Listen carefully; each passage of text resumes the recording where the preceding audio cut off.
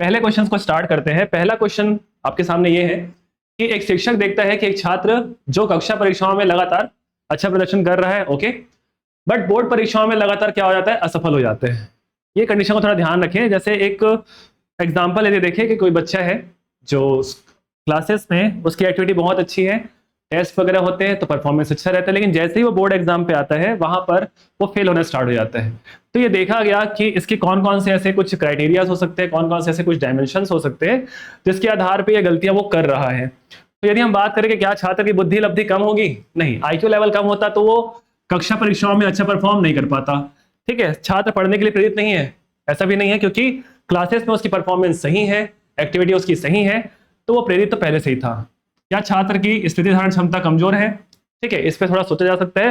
But यदि हम ध्यान दें कि फोर्थ वाली कंडीशन को, खासकर द वाले ऑप्शन को, कि छात्र में सामाजिक अंतःक्रिया और सहयोगात्मक अधिगम, ठीक है, कि सामर्थ्य की कमी है, ये लाइन को थोड़ा ध्यान से देखें तो यहां पर इसको जेडपीडी से समझा जा सकता है। जेडपीडी जो था वो वाइगोत्स्की ने दिया। ठीक है, जेडपीडी का मतलब था जोन ऑफ प्रॉक्सिकल डेवलपमेंट। याद रखें कि आपके पास कुछ नॉलेज है और कुछ यहाँ पर और भी नॉलेज है, ठीक है, उनको आप इंटरलिंक कर पाते हैं। ओके, तो उसको बोल देते हैं जेडपीडी। बट यहाँ पर ध्यान रखिए इसकी कमी है। कमी है इट मीन्स वो क्लास में परफॉर्मेंस उसका बहुत अच्छा है, बट जैसे वो बोर्ड एग्जाम में जा रहे हैं, ठीक है, वो परफॉर्म नहीं कर पा रहे हैं, वो वहां पर फेल हो पा रहे हैं। इसका मतलब जो कॉन्सेप्ट उसने क्लास में सीखे थे वो वहां पे उसको इंपार्ट नहीं कर पा रहे, उसको लागू नहीं कर पा रहे हैं। ठीक है, इससे हमको निष्कर्ष निकलता है कि सामाजिक अंतःक्रिया में उसका सामर्थ्य कम है या सहयोगात्मक अधिगम उसका कम है। ठीक है, तो ये फर्स्ट का जो आंसर है, फर्स्ट का आंसर क्या मिलेगा कि छात्र में सामाजिक अंतःक्रिया और सहयोगात्मक अधिगम समर्थन की कमी। ठीक है, ये उसका राइट ऑप्शन होगा। अब हम बात करते हैं सेकंड क्वेश्चन की। सेकंड क्वेश्चन में यहाँ पर एक मनोवैज्ञानिक थे जिसका नाम है पियाजे। पियाजे ने एक संज्ञानात्मक विकास के आधार पर कुछ क्रम को व्यवस्था में जमाने की बात की है। तो यदि हम ध्यान से देखें तो यहाँ पर हमारे पास में 4 ऑप्शंस हैं, जिसमें पहला है औपचारिक संक्रियात्मक, दूसरा है आपका पूर्व संक्रियात्मक, तीसरा है संवेदीगामक और चौथा है मूर्त संक्रियात्मक। जब हम बात करते हैं कि इन 4 ऑप्शंस के बेसिस पे पियाजे का जो संज्ञानात्मक विकास है उसके क्रम की यदि बात करें तो ये क्रम हम लोग जन्म से स्टार्ट करते हैं। जब बच्चा 0 से 2 साल के बीच में होता है, जब बच्चा 2 से 7 साल के बीच में होता है, जब बच्चा 7 से 12 और 12 से अधिक। ठीक है, तो याद रखें जब 0 से जब 2 वर्ष के बीच में होता है तो वो संवेदीगामक अवस्था में होता है, अर्थात संवेदनाओं के आधार पर, ठीक है, वो अपने ज्ञान को बढ़ाता है। जब 2 से 7 में होता है तो याद रखें वो पूर्व संक्रियात्मक क्रियाएं करता है।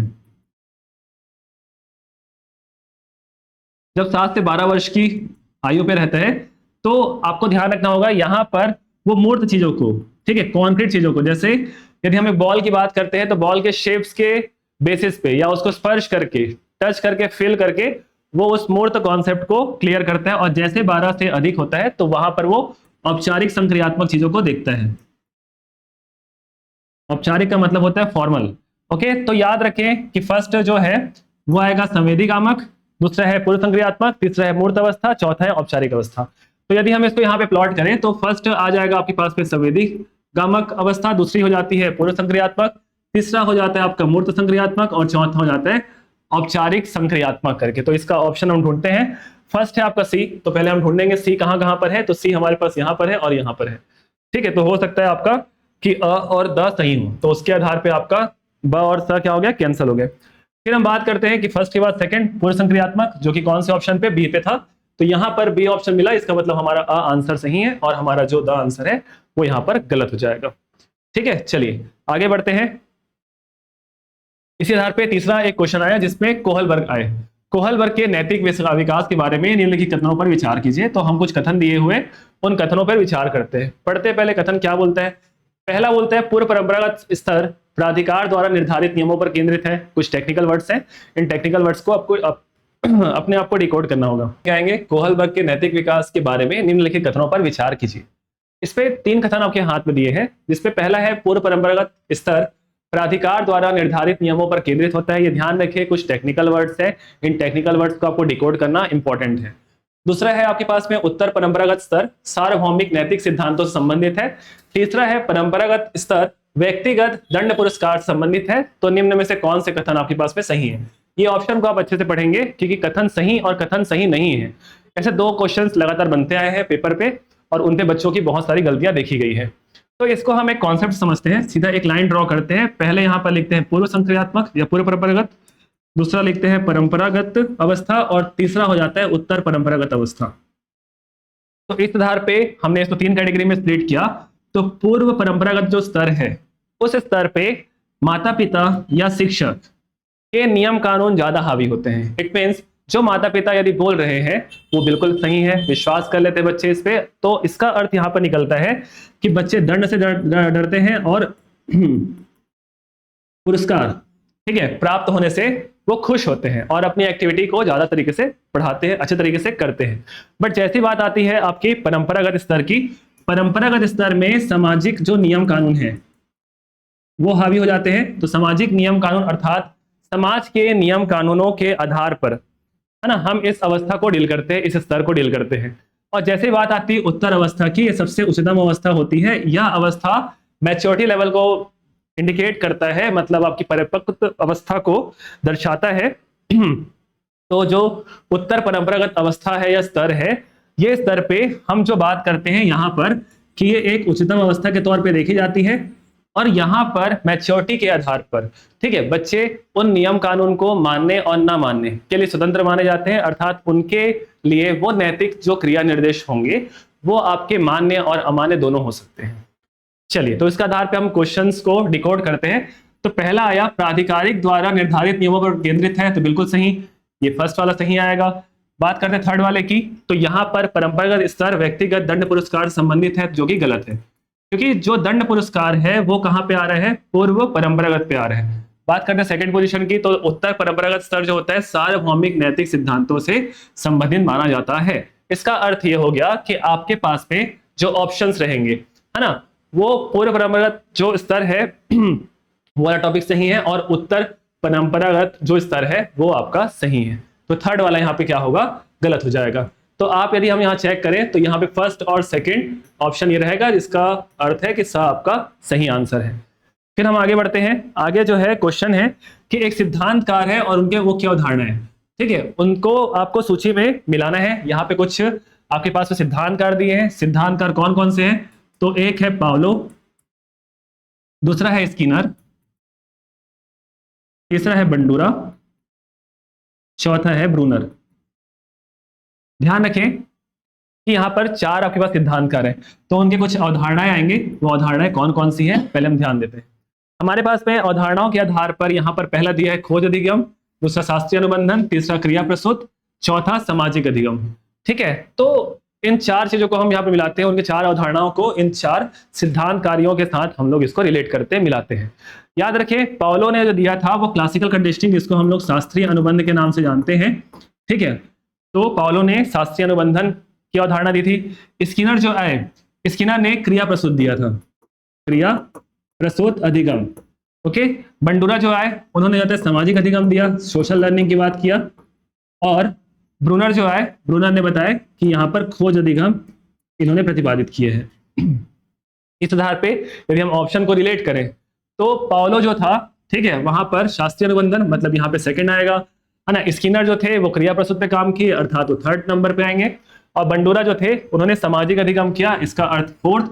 और ब्रूनर जो थे उन्होंने खोज अधिगम लगाया, इसलिए फर्स्ट आ गया। तो यदि हम क्रम को ध्यान दें तो 2 3 4 1, तो ए जो है वो 2 पे आएगा, तो आपका 2 यहाँ पर भी और यहाँ पर भी, इसका अर्थ बी और डी आपका कैंसिल हो गया, तो आंसर अ और स में से कोई एक होने वाला है। फिर हम बात करें बा की, तो वो आ रहा है थर्ड पे, तो यहाँ पर बी 3 पे था, इसका अर्थ हो गया आंसर ए सही है और आंसर सी जो है आपका गलत हो जाएगा। अब हम कुछ जो अवधारणाएं हैं उनसे संबंधित कुछ एग्जाम्पल, क्योंकि खासकर इनसे क्वेश्चन बनने स्टार्ट हो गए हैं, तो वो चेक करते हैं। पावलो ने दिया शास्त्रीय अनुबंधन। शास्त्रीय अनुबंधन को हम एक थ्योरी के नाम से जानते हैं, इसको बोलते हैं डॉग थ्योरी। डॉग थ्योरी क्या होता है, तो यहां पर एक कुत्ते और उससे खाने से संबंधित थ्योरी को बताया जा रहा है या सिद्धांत की बात की जा रही है। तो ध्यान रखें कि इसकी 3 कंडीशन अपन लेके चल रहे हैं। आप यदि ध्यान देते हैं तो आपको समझ आएगा कि यहाँ पर एक फर्स्ट तो नॉर्मल कंडीशन है, साधारण अवस्था, ठीक है। जब उस पर कंडीशनिंग लगाई जा रही है, अनुबंधन लगाया जा रहा है, तो वो वाली अवस्था चेक करेंगे और इसके बाद हम इसका परिणाम चेक करेंगे, अर्थात हम इसका रिजल्ट चेक करेंगे। अब यदि ध्यान देने वाली बात यह है कि नॉर्मल अवस्था में जब हमने कुत्ते के सामने या डॉग के सामने हम जब खाना प्रदर्शित करते हैं तो डॉग के मुंह से लार टपकने लगते हैं खाने को देखकर। लेकिन जैसे हम कंडीशनिंग किए, कंडीशनिंग करने में क्या हुआ कि हम खाने के जस्ट पहले हमने घंटी बजाना स्टार्ट किया, बैल को बजाना स्टार्ट किया, घंटी बजाना स्टार्ट किया, फिर उसके बाद हमने उसे खाना दिया, फिर हमने उसे क्या किया, खाना किया। ठीक है, ऐसा लगातार चलते गया कुछ दिनों तक। तो कुत्ते के में या फिर डॉग के में ये चीज देखा गया कि जब भी बैल बजता था उसके मुंह में लार आ जाता था, भले खाना उसके सामने हो चाहे ना हो। इसका अर्थ ये था कि आपने कंडीशनिंग कर दिया कि जब भी वो बैल बजता था तो बैल से या फिर आपके घंटी से उसके मुंह में, ठीक है, बिना खाने के भी लार देखा गया। तो ये होता है कंडीशनिंग। ठीक है, तो डॉग थ्योरी इस तरीके से देखा जाता है। यदि हम बात करें स्किनर की, स्किनर का जो कॉन्सेप्ट था वो था क्रिया प्रसूत। स्किनर का जो कॉन्सेप्ट था वो था क्रिया प्रसूत। तो ध्यान रखेंगे क्रिया प्रसूत, क्रिया प्रसूत का एक दूसरा नाम जो होता है आर टाइप कंडीशनिंग के नाम से जानते हैं। आर टाइप कंडीशनिंग, ये क्वेश्चन पहले आ चुका है सीटेट पे, तो आप ध्यान रखेंगे कि आर टाइप कंडीशनिंग क्या होता है। R for response, R for response.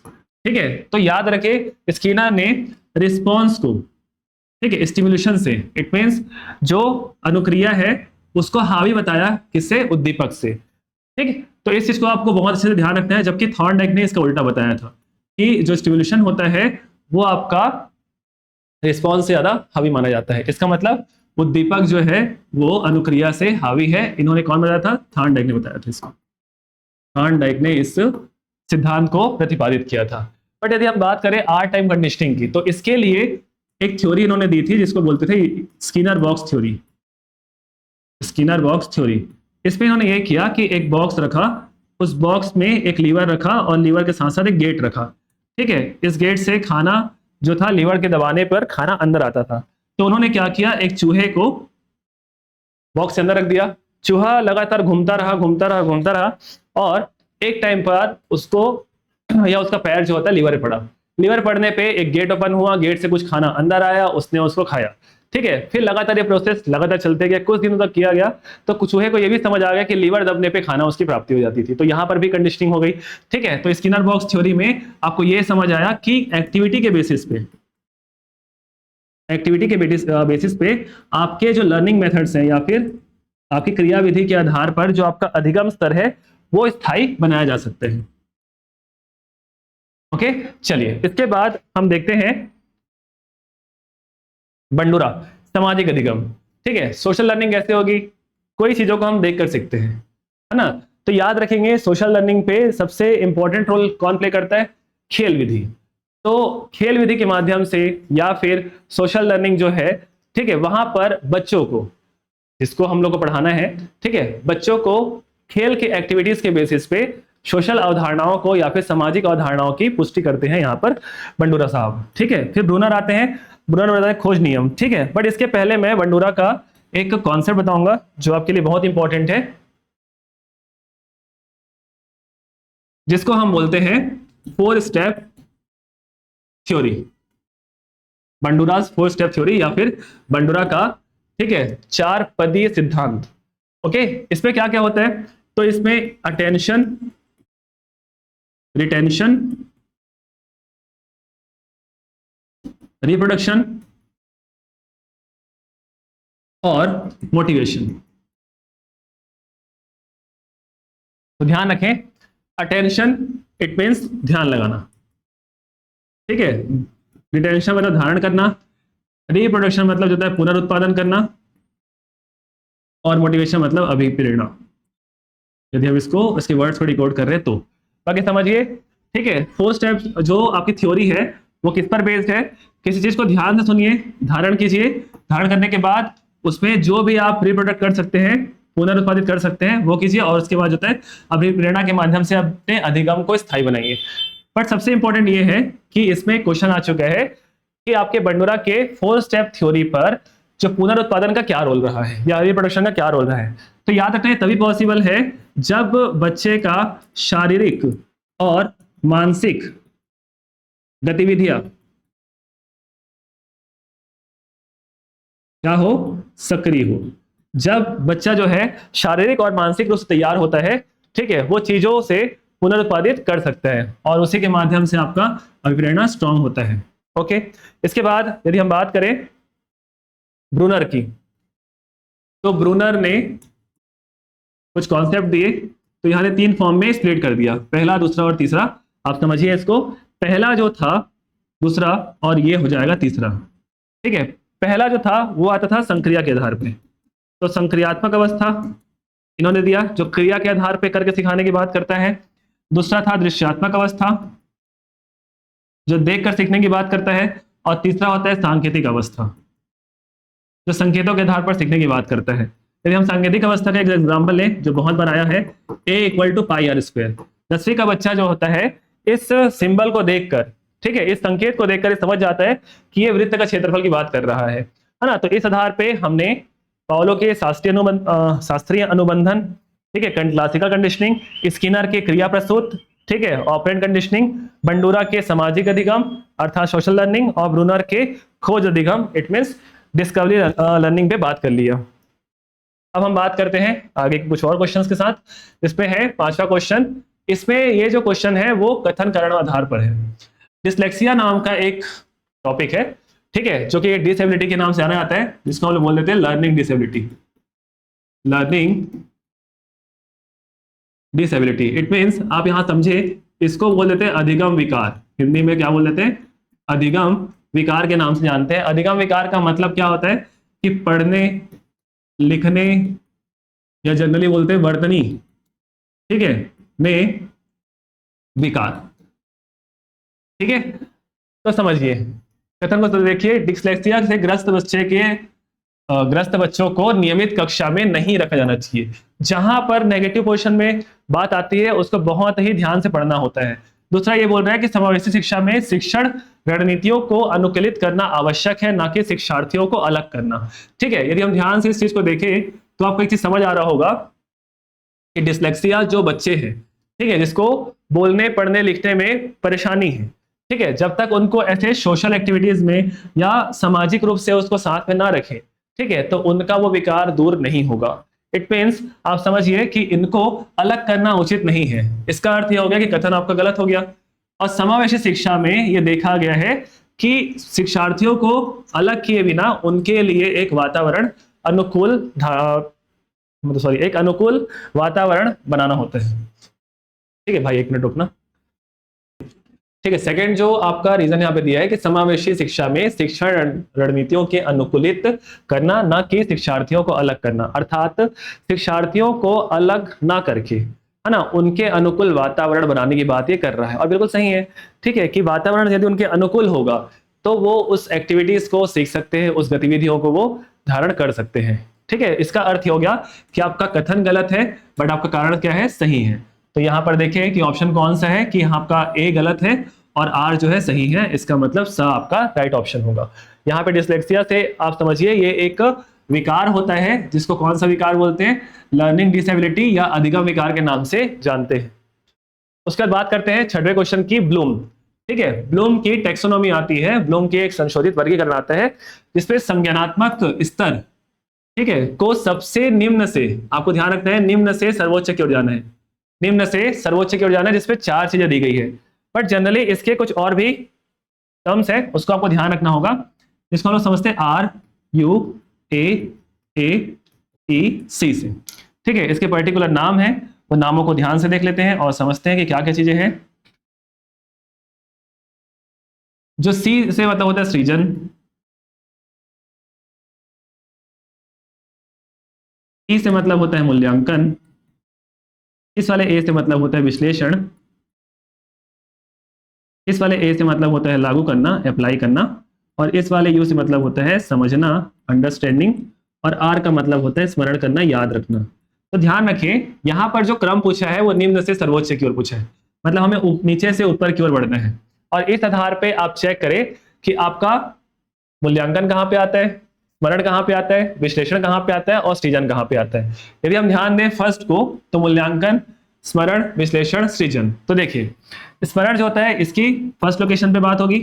ठीक है, उसके बाद यदि हम बात करते हैं मूल्यांकन विश्लेषण की, तो यहाँ पर विश्लेषण पहले आ रहा है, तो ये सेकंड नंबर पे आएगा, उसके बाद मूल्यांकन आ रहा है तो ये थर्ड नंबर पे आएगा, और सृजन जो है वो फोर्थ नंबर पे आएगा। इसका अर्थ ये हो गया कि आप यहाँ बताएंगे कि स्मरण पहले नंबर पे आएगा, दूसरे नंबर पे आपका विश्लेषण आएगा, तीसरे नंबर पे आपको मूल्यांकन आएगा, और चौथे नंबर पे सृजन आएगा। इसका मतलब आप देखिए ध्यान से यहाँ पर कि बी जो है वो स्मरण के लिए है, तो स्मरण यहां पर भी आ रहा है, बी यहां पर भी आ रहा है, सी यहां पर भी आ रहा है, फिर ए और ये डी। ठीक है, यदि हम ध्यान दें तो आप समझ रहे हैं स्मरण के बाद विश्लेषण, विश्लेषण के बाद मूल्यांकन, मूल्यांकन के बाद सृजन। ठीक है, तो यहां पर भी दिखा और यहां पर भी दिखा, बट यहां पर एक सिंबल का एक्सचेंज है, थोड़ा ध्यान रखेंगे। बी बड़ा है सी से, सी बड़ा है डी से, डी बड़ा है आपका ए बड़ा है डी से। ठीक है, और यहां पर बी छोटा है सी से, सी छोटा है ए से, ए छोटा है डी से। बट यहाँ छोटे बड़े की बात नहीं हो रही है, यहाँ क्रम की बात हो रही है। तो बी के बाद सी आता है, सी के बाद ए आ रहा है, ए के बाद डी आ रहा है। तो नीचे से ऊपर की ओर यदि बढ़े तो हमको जो होता है आंसर जो होता है क्या मिलने वाला है, सा मिलने वाला है। चलिए फिर आगे ये क्वेश्चन आया 7 नंबर पे आते हैं अपन। तो एक 9 वर्षीय बच्चा ये जोर देता है अपने टीचर पे कि कोई लंबे पतले गिलास में यदि कोई पानी की मात्रा भरी हुई है, ओके डन, कोई दिक्कत नहीं, उस मात्रा को, ठीक है, या उस पानी को यदि हम किसी दूसरे पात्र में डालते हैं, जैसे लंबे चौड़े पात्र में डालते हैं, तो वहां पर पानी की मात्रा बदल जाती है। ये किस सिद्धांत पर आधारित है? तो इसको बोला गया कि ये जो है इस बच्चे ने अभी तक क्या चीज विकसित नहीं किया है, ऐसा कौन सा कॉन्सेप्ट है जो बच्चे के दिमाग में भी नहीं है। ठीक है, तो यहाँ पर 4 ऑप्शंस दिए हैं कि वस्तु के स्थायित्व की बात हो रही है, श्रेणीकरण की बात हो रही है, संरक्षण की बात हो रही है, कि अहम केंद्रिता की बात हो रही है। ठीक है, तो इसको यदि हम समझे तो इसको समझ सकते हैं किसी कंजर्वेशन के बेसिस पे, मतलब संरक्षित के नियम के आधार पे। संरक्षण का नियम ये बोलता है कि कोई जो वस्तु है, ठीक है, वो अपना सिर्फ और सिर्फ रूप बदलता है, मात्रा नहीं। ठीक है, इसका अर्थ ये निकल गया कि ये जो बच्चा था वो संरक्षण की कंडीशन को अभी तक डेवलप नहीं कर पाया है, जिसके कारण वो लंबे पतले गिलास में जो पानी की मात्रा भरी है उसको चौड़े गिलास में भरने पर भी वो ये समझ रहा है कि पानी की मात्रा कम हो रही है या ज्यादा हो रही है। ठीक है, चलिए उसके बाद हम बात करते हैं आगे। तो निम्नलिखित में से कौन सा रचनात्मक मूल्यांकन की विशेषता को दर्शाता है? ये सबसे ज्यादा इंपॉर्टेंट है क्योंकि सबसे ज्यादा क्वेश्चन आपके रचनात्मक मूल्यांकन से ही आता है। बात आई मूल्यांकन की, इवैल्यूएशन की।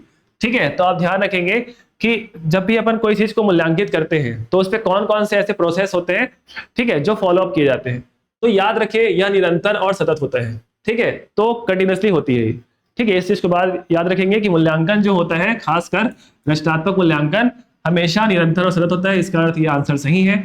ठीक है, रचनात्मक मूल्यांकन में या क्रिएटिविटी जो आपके पास में इवैल्यूएशन है या लर्निंग है, उस लर्निंग पे शिक्षकों को शिक्षण में बदलाव करने में मदद करता है। बिल्कुल सही बात है। ऐसे कुछ आपके पास में शिक्षण उपकरण आते हैं जिसकी हेल्प से आप अपनी एक्टिविटी को क्रिएटिव एक्टिविटी में कन्वर्ट कर सकते हैं या बदल सकते हैं। ठीक है, तीसरी जो कंडीशन है, यह अधिगम सुधारने के लिए फीडबैक प्रदान करता है, क्योंकि मूल्यांकन हो रहा है तो फीडबैक जब तक वो मिलेगा नहीं तब तक उस पर काम किया नहीं जाएगा।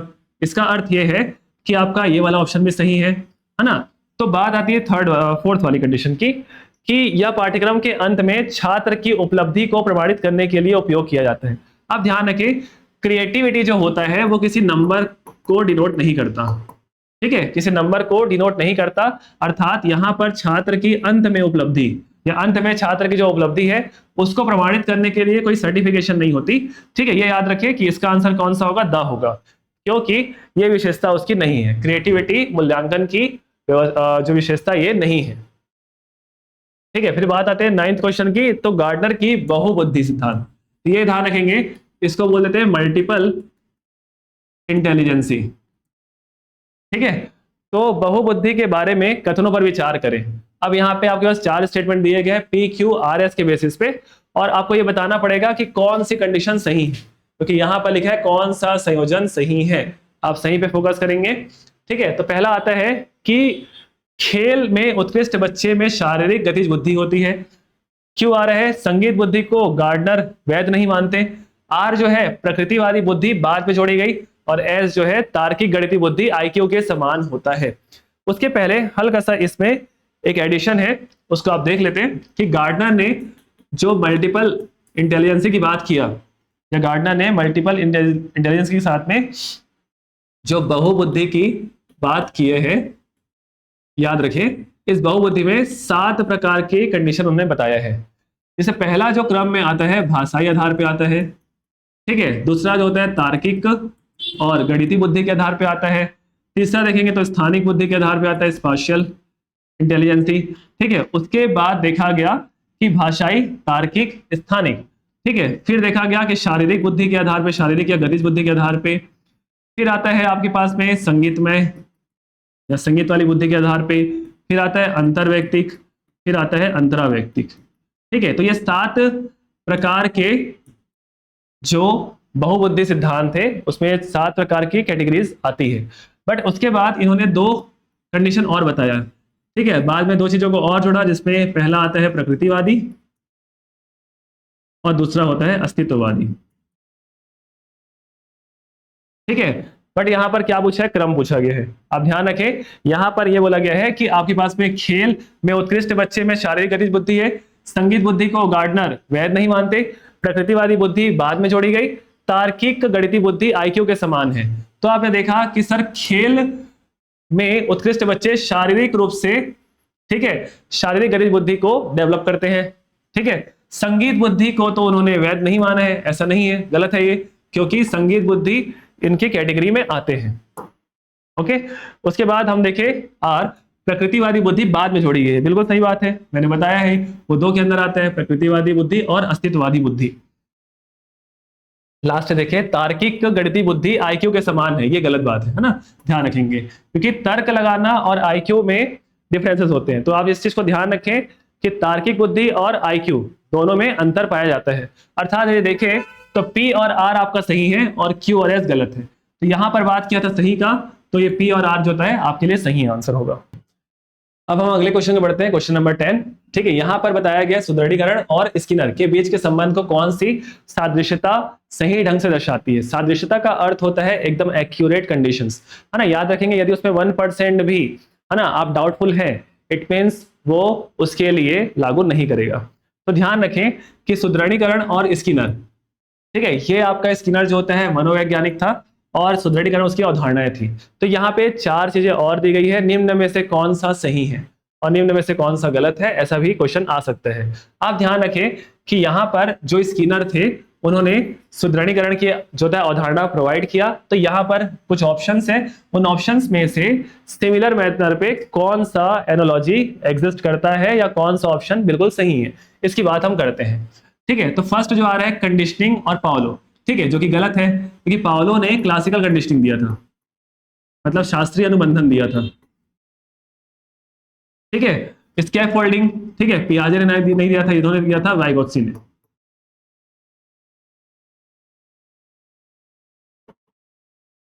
ठीक है, और बात करें जेडपीडी की, हाँ तो जेडपीडी वाइगोत्स्की ने दिया था, लेकिन एनालॉजी के हिसाब से आपका कोरी स्लेट, ठीक है, जो लॉक ने प्रोवाइड किया था, ये बिल्कुल सही आंसर है उसका। थोड़ा सा इसके बारे में जान लेते हैं कि क्लासिकल कंडीशनिंग के बारे में तो मैंने बता दिया कि डॉग थ्योरी को अपन देखें। स्कैफोल्डिंग क्या होता है, ये एक पार्शियली सपोर्ट होता है, आंशिक रूप से जो सहायता होती है उसको बोलते हैं स्कैफोल्डिंग। ये क्वेश्चन पहले आ चुका है, ध्यान रखें।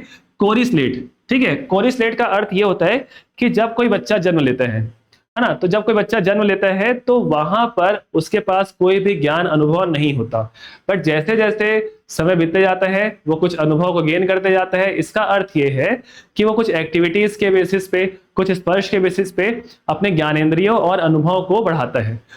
ठीक, तो कोरी स्लेट अर्थात आप ये समझे कि बच्चा जब पूरा तरीके से कुछ भी उसके दिल दिमाग में नहीं था, अनुभव, ज्ञानेंद्रियों और एक्सपीरियंस के बेसिस पे उन्होंने, ठीक है, अपने स्लेट में कुछ ना कुछ लिखने की कोशिश किया है। जेडपीडी समीपस्थ अवस्था, ठीक है, जिसको वाइगोत्स्की ने दिया था। तो एनालॉजी के हिसाब से आपका स सही है, लेकिन यदि हम देखें, यदि इसमें स प्रेजेंट नहीं होता तो उस आधार पे आपका द आंसर होता है इसका। ठीक है, चलिए देखिए, अब 11 नंबर के क्वेश्चन की बात करते हैं। छत्तीसगढ़ के ग्रामीण स्कूल में, है ना, छत्तीसगढ़ के ग्रामीण स्कूल में एक शिक्षक के पास एक ही कक्षा में आदिवासी और गैर आदिवासी पृष्ठभूमि के छात्र हैं। मतलब अब यहां पर ध्यान रखें कि आदिवासी और गैर आदिवासी 2 प्रकार के स्टूडेंट्स वहां पर बैठे हुए हैं, या पृष्ठभूमि के छात्र वहां पर बैठे हुए हैं। अब एनसीएफ 2005 के अनुसार सबसे उचित दृष्टिकोण क्या होगा निम्न में से। तो पहला बोला कि एक रूपता बनाए रखने के लिए केवल हिंदी में पढ़ाना चाहिए। दूसरा, केवल पाठ्य पुस्तक सामग्री पर ध्यान दें। तीसरा, विशेष कोचिंग के लिए आदिवासी छात्रों को अलग करें। और चौथा, बहुभाषी दृष्टिकोण अपनाएं और स्थानीय संस्कृति ज्ञान को एकीकृत करें। ठीक है, तो ध्यान रखने वाली बात यह है कि इसमें जब दो पृष्ठभूमि के बच्चों को एक ही क्लास में बैठाया जाता है, जो एग्जाम्पल किसका है, समावेशी शिक्षा का है। ठीक है, आपको ध्यान रखना होगा कि इस बच्चे पे जो आदिवासी क्षेत्र से बिलोंग करता है, यदि वो मातृभाषा में अपनी शिक्षा को ग्रहण करते आए हैं, ठीक है, तो अभी जो शिक्षण भाषा है, इनके बीच जो गैप है उनको फुलफिल करना पड़ेगा। ठीक है, जो भी इनके बीच जो अंतर है उनको आपको क्या करना पड़ेगा, भरना पड़ेगा, और ये तब पॉसिबल है जब आप जेडपीटी को जानते हैं। मतलब याद रखें, एक रूपता बनाए रखने के लिए केवल हिंदी पढ़ा है तो ये गलत हो जाएगा, क्योंकि आप बहुभाषी की बात करके आए हैं। ठीक है, तो अर्थात मातृभाषा और शिक्षण भाषा को आप मिला रहे हैं, दोनों भाषाओं के आधार पर उस चीजों को सिखा रहे हो। केवल पाठ्य पुस्तक सामग्री पर ध्यान दें तो ये भी गलत है, क्योंकि यदि सिर्फ बुक्स के बेसिस पे उनकी नॉलेज गेन होती है ना, ज्ञान का, ठीक है, संवर्धन होता, तो हर बुक उनके घर पे होते, स्कूल की कोई आवश्यकता नहीं होती। विशेष कोचिंग के लिए आदिवासी छात्रों को अलग करें तो ये भी गलत है, क्योंकि ये स्पेशल चीजों में आ जाता है, जो कि बिल्कुल सही नहीं है, समावेशी शिक्षा का उल्लंघन करता है। और बात आती है बहुभाषा दृष्टिकोण अपनाएं, तो ये वही वाली बात है कि मातृभाषा और शिक्षण भाषा को कनेक्ट करके आपको चीजों को सिखानी होगी और स्थानीय संस्कृति ज्ञान को एकीकृत करना होगा। अर्थात किसी भी स्थानीय सांस्कृतिक जो एक्टिविटीज है, गतिविधियां है, उनको साथ में रख के आपको अधिगम को स्थायी बनाना होगा। तो उसके हिसाब से आपका आंसर कौन सही है, द सही है। बात करते हैं आगे 12वें नंबर के क्वेश्चंस की, जो अनुक्रम पर आधारित है। समस्या समाधान प्रक्रिया के निम्नलिखित चरणों को सही क्रम में व्यवस्थित करें। तो आपको याद रखिए कि समस्या और समाधान, यहां पर सिंपल सी बात है, प्रॉब्लम और सॉल्यूशन की बात हो रही है। प्रॉब्लम आया है आपके पास में और उसको आप कैसे सॉल्व करेंगे, उसके स्टेप्स की बात की गई है। अब इसके लिए एक सिंपल सा एग्जांपल आप ये समझिए कि आप अभी 12th पास करके आए हैं और आपको कोई कोर्स या फिर कोई कैरियर की गाइडेंस चाहिए, या आप कोई समस्या आपके पास आ रही है कैरियर को लेकर, ठीक है, तो आप कैसे उसको सॉल्व करेंगे। तो हर चीज का एक स्टेप होता है। याद रखिए आपके पास में कौन सी समस्या आ रही है, तो समस्या को पहले क्या करते हो, आप पहचानते हो। ठीक है, समस्या को पहचाने, ये पहला स्टेप होता है। फिर समस्या संबंधित जो होती है समाधान को, ठीक है, लिखे, जो हो सकता है नंबर में कई ज्यादा हो। ठीक है, तीसरा हो सकता है उन समाधानों का मूल्यांकन करें, और लास्ट में फोर्थ होता है सही समाधान को सिलेक्ट करें, या आपके हिसाब से जो आपको करना है उसके लिए आपने राइट चॉइस सेलेक्ट किया हुआ है। तो ये 4 स्टेप होते हैं, ये इनके क्रम है। इसी क्रम के आधार पे हम यहाँ पर चेक करते हैं। सबसे पहले समस्या को परिभाषित करें, तो ये फर्स्ट पोजीशन पे आ जाएगा, है ना। समस्या को परिभाषित करने के बाद में आप उससे जितने भी पॉसिबल सॉल्यूशंस हो सकते हैं, संभावित समाधान हो सकते हैं, वो ढूंढते हैं। तो सी आपका सेकंड नंबर पे आ जाएगा। ठीक है, उसके आधार पे जब जैसे आपके समाधान आते हैं बहुत सारे, तो समाधानों का आप मूल्यांकन करते हैं, तो ए आपका थर्ड पोजीशन पे, और लास्ट सर्वोत्तम समाधान लागू करें। ठीक है, मतलब सही समाधान आप अपने लिए लागू कर सकते हैं। तो इस आधार पे बी जो है फर्स्ट पोजीशन पे आ रहा है, तो बी और बी फर्स्ट पोजीशन हो गया यहाँ पर। सी जो होता है सेकंड पोजीशन पे आ रहा है, तो यहाँ पर भी आ रहा है और यहाँ पर भी आ रहा है। ठीक है, तो और द हो सकता है आंसर। तीसरी कंडीशन देखें तो तीसरा समाधानों का मूल्यांकन, तो ए आ रहा है, ए यहाँ पे आ रहा है, तो ये वाले ऑप्शन गलत हो जाएगा, अर्थात आपका आंसर क्या हो जाएगा, द हो जाएगा। ठीक है, चलिए फिर आगे बढ़ते हैं। अगला क्वेश्चन है एनसीएफ 2005 और आरटीई 2009 के बारे में कथन है कि पहला आरटीई 2009, ठीक है, कक्षा 8वीं तक अनुत्तीर्ण नीति अनिवार्य करता है। दूसरा है एनसीएफ 2005 परीक्षाओं के लिए रटने को बढ़ावा देता है। याद रखिए आपको रटना नहीं है। तीसरा आरटीई 2009 निजी स्कूलों में वंचित बच्चों के लिए 25% सीटें आरक्षित करता है। और चौथा है एनसीएफ 2005 रचनावादी दृष्टिकोण पर जोर देता है। ठीक है, अब देखिए आप एक कॉमन सेंस भी लगा सकते हैं इसमें, क्या चीज सही है क्या चीज गलत है। ठीक है, तो पहली बात तो यह है कि आरटीई 2009 में अब देखेंगे कक्षा 8वीं तक जो होता है अनुत्तीर्ण किया जाता है, इनको फेल नहीं किया जाता, तो बिल्कुल फर्स्ट ऑप्शन इसके लिए सही है। सेकंड ऑप्शन की बात करेंगे तो रटने वाला जो कॉन्सेप्ट है या रटने वाला जो वर्ड आया है, ये इसको नेगेटिव बना देता है, अर्थात ये कट जाएगा क्योंकि समावेशी शिक्षा की बात करता है। तीसरा आरटीई 2009 निजी स्कूलों में वंचित बच्चों के लिए 25% सीट आरक्षित करता है, ये बिल्कुल सही है डेटा है। ठीक है, तो आप देखिए कि आपके पास से फर्स्ट और थर्ड सही आया, और उसके साथ साथ लास्ट ऑप्शन ये है कि एनसीएफ 2005 रचनावादी दृष्टिकोण पर काम करते हैं, है ना। 2000 के बाद जितने भी कॉन्सेप्ट आए उसमें क्रिएटिविटी जो विजन था वो ज्यादा लागू था। ठीक है, इसका अर्थ ये हो गया कि फर्स्ट, थर्ड और फोर्थ आपका सही है।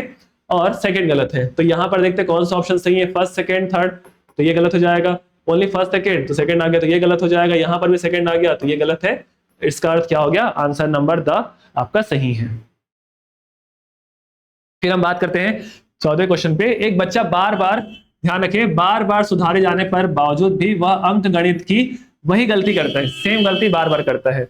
ठीक है, तो एक शिक्षक के रूप में रचनावादी कक्षा के अनुरूप सबसे उचित दृष्टिकोण क्या होगा। तो याद रखें, फिर से यहां पर एक वर्ड आया, रचनावादी कक्षा। ठीक है, रचनावादी में नॉर्मल सी बात है, क्रिएटिविटी ज्यादा दिखती है, तो इसके लिए हम बात करते हैं। तो ऑप्शन आपके पास में है, बच्चे को उसी प्रकार की समस्याओं के साथ अतिरिक्त गृह कार्य दे, जो कि गलत है। यदि बच्चा जो होता है यहां पर कितने बार भी आप उसको सुधार रहे हो फिर भी वो वही गलती कर रहा है अंकगणित में, तो होमवर्क देने से कोई फायदा नहीं होगा, उसको पास में बैठा के उसकी प्रॉब्लम समझनी पड़ेगी। बच्चे के खराब प्रदर्शन की सूचना माता पिता को दें। ठीक है, एक शिक्षक के तौर पे माता पिता को सिर्फ उनके कुछ कमी ही बता सकते हैं, हर चीज को नहीं। बच्चे को कक्षा के शीर्ष छात्र के बगल में बैठा है, तो इसके दो डायमेंशन हो सकते हैं, पॉजिटिव भी नेगेटिव भी। पॉजिटिव ये कि उससे वो सीख सकता है, लेकिन नेगेटिव जो होता है उससे वो डिमोटिवेट हो सकता है। ठीक है, और यदि हम बात करें लास्ट ऑप्शन की, कि संवाद के माध्यम से बच्चे की भ्रांति, भ्रांति का अर्थ होता है धारणा बनाना, धारणा, ठीक है, उससे सही समझ बनाए। ठीक है, तो आप ध्यान रखें कि आपका जो लास्ट ऑप्शन है ये बिल्कुल सही है। इसको थोड़ा सा कैटेगरी में स्प्लिट करते हैं। संवाद, यदि बच्चे को इस तरीके का प्रॉब्लम है तो बच्चे से बात करके आप उनके जो गलती होने के जो चांसेस है, जो गलती करते हैं उस वाले जोन पे काम कर सकते हैं। उसके बाद जो धारणा बना के रखे हैं, ठीक है, उस धारणा को आप समझ सकते हैं कि बच्चे ने धारणा क्या बनाई है, और उस पे सुधार करके आप अधिगम को सक्रिय कर सकते हैं उनके लिए। ठीक है, तो ये एक प्रोसेस होता है जिसके आधार पे आपका ऑप्शन नंबर द सही है। फिर हम बात करते हैं 15 नंबर की। ठीक है, गार्डनर की बहुबुद्धि बताओ को सर्वाधिक भाषा आधारित से सबसे कम भाषा आधारित तक सही क्रम में रखे। ठीक है, फिर से वहां पर आ गया कि अभी मैंने थोड़ी देर पहले बताया था आपको कि गार्डनर ने ये कुछ टाइप्स दिए हुए हैं, है ना। तो भाषाई आधार पे तार्किक, स्थानिक, शारीरिक, संगीतमय, अंतरावैयक्तिक, प्रकृतिवादी और अस्तित्ववादी। तो ऊपर से नीचे की ओर आना है। ओके, तो उस आधार पे हम यहाँ पर चेक करते हैं कि हमारे पास कौन कौन सा ऐसा ऑप्शन प्रेजेंट है। यदि हम बात करें तो सबसे टॉप में आता है भाषाई। उसके बाद हम देखते हैं कि भाषाई के बाद क्या आएगा, आपका तार्किक बुद्धि आता है। उसके बाद हम देखें स्थानिक बुद्धि, ठीक, उसके बाद शारीरिक गतिज, उसके बाद संगीतमय। थोड़ा ध्यान दें कि यहाँ पे कौन कौन सी कंडीशन ऐसा दिया हुआ है। तो फर्स्ट पोजीशन पे आएगा भाषाई, जो ऊपर से नीचे की ओर आ रहा होगा, तो ए ऊपर पे है। उसके बाद तार्किक आता है जो कि सी है, तो यहाँ पे सी आ जाएगा। उसके बाद आप देखेंगे स्थानिक और संगीत। ठीक है, इसको आप बहुत अच्छे से ध्यान रखें कि यहाँ पर जो संगीत होता है, ठीक है, और स्थानिक होता है, तो इसमें ज्यादा अंतर नहीं पाए जाते, लेकिन थर्ड पोजीशन पे आपको स्थानिक को संगीत को रखना होगा, और फोर्थ पोजीशन पे आपको स्थानिक को रखना पड़ेगा। ये वर्तमान में सीटेट में हुए कुछ एग्जाम्स में इसको सुधार किया गया है, जो कि पहले आंसर जो था स्थानिक को लिया जाता था और फिर संगीत को लिया जाता था। तो अभी आपको ध्यान रखना है कि अब जो होता है संगीत पहले आएगा और स्थानिक बाद में आएगा, यदि हम ऊपर से नीचे की ओर आ रहे हैं तो। इसके आधार पे आप ऑप्शन देख लेते हैं कि ए जो होता है फर्स्ट पोजीशन पे है, सी जो है आपका सेकंड पोजीशन पे है, और संगीत में थर्ड पोजीशन पे, और स्थानिक जो होता है फोर्थ पोजीशन पे। तो भाषाई, फिर हम बात करते हैं तार्किक, फिर हम बात करते हैं स्थानिक, और फिर हम बात कर संगीतमय, और फिर बात करते हैं स्थानिक। ठीक है, इस आधार पे आपका ऑप्शन नंबर ए सही है। तो आपका अगला क्वेश्चन है 16 नंबर का, जो कि फिर से कथन कारण पे डिपेंड करता है। अब देखिए यहाँ पर ध्यान से, आपके पास कथन है कि खेल को औपचारिक शिक्षा में समय की बर्बादी, ये नेगेटिव कंडीशन दिख रहा है। ठीक है, याद रखें, इसके चांसेस हैं कि ये गलत होंगे। कारण की बात करें, एनसीएफ 2005 के अनुसार खेल एक केंद्रीय माध्यम है, ठीक है, जिसके द्वारा छोटे बच्चे सीखते और विकसित होते हैं। बिल्कुल सही बात है कि ऐसे बहुत सारे ऐसे छोटे छोटे एक्टिविटीज होते हैं, ठीक है, या बहुत सारे ऐसे कार्य होते हैं जिसको अपन खेल के माध्यम से सिखाने की कोशिश करते हैं। तो बच्चा जो होता है यहाँ पर खेल को सेंटर पे रखता है और उसके बेसिस पे सभी एक्टिविटीज को परफॉर्म करने की कोशिश करता है। इसका मतलब आपका रीजन सही हो गया, एजर्शन आपका गलत हो गया, क्योंकि समय की बर्बादी नहीं है खेल। समय की बर्बादी इसलिए नहीं है क्योंकि खेल से शारीरिक और बहुत सारे प्रकार की जो बुद्धियां होती है वो आपकी स्ट्रांग होती है, मजबूत होती है। इसलिए इससे आपका अधिगम भी क्या होता है, स्थायी और सक्रिय होता है। ठीक है, तो आप ध्यान रखेंगे कि आपका जो रीजन है वो सही है, बट आपका जो एजर्शन है वो आपका गलत आ जाएगा। ये ऑप्शन आपको वापस सा में मिल रहा है, तो आंसर आपका सा सही है। कि आपका कथन गलत है लेकिन कारण आपका सही है। बात करते हैं लास्ट क्वेश्चन की आज के। ठीक है, तो 17वां क्वेश्चन जो कि एक सिंपल सा एमसीक्यू क्वेश्चन है, जो बहुत ही नॉर्मल क्वेश्चन है। ठीक है, आप ध्यान रखें, आरटीई जो होता है अधिनियम 2009 के तहत अनिवार्य शिक्षा, ये वाला वर्ड अच्छे से याद रखिएगा, अनिवार्य शिक्षा के लिए अधिकतम आयु वर्षों में कौन सी संख्यात्मक मान है या फिर कितनी है, तो वो आपको हमेशा याद रखना कितना होता है, वो 14 होता है। ठीक है, ध्यान रखें। तो हमारी आज की जो क्लास है वो यहीं पर समाप्त होती है, बट इस प्रकार के बहुत सारे एमसीक्यूज आपको हमारे एप्लीकेशंस पे आपको डायरेक्ट मिलेंगे। कुछ फ्री टेस्ट है, आप दिला के आप ट्रस्ट क्रिएट कर सकते हैं। और साथ साथ जो होता है, यदि आपको कोई भी डाउट आता है तो आप हमें कमेंट बॉक्स पे कमेंट मेंशन कर सकते हैं। और साथ साथ हमारे चैनल को आप फॉलो कीजिए, लाइक कीजिए, शेयर कीजिए और एप्लीकेशन को डाउनलोड कीजिए। Thank you.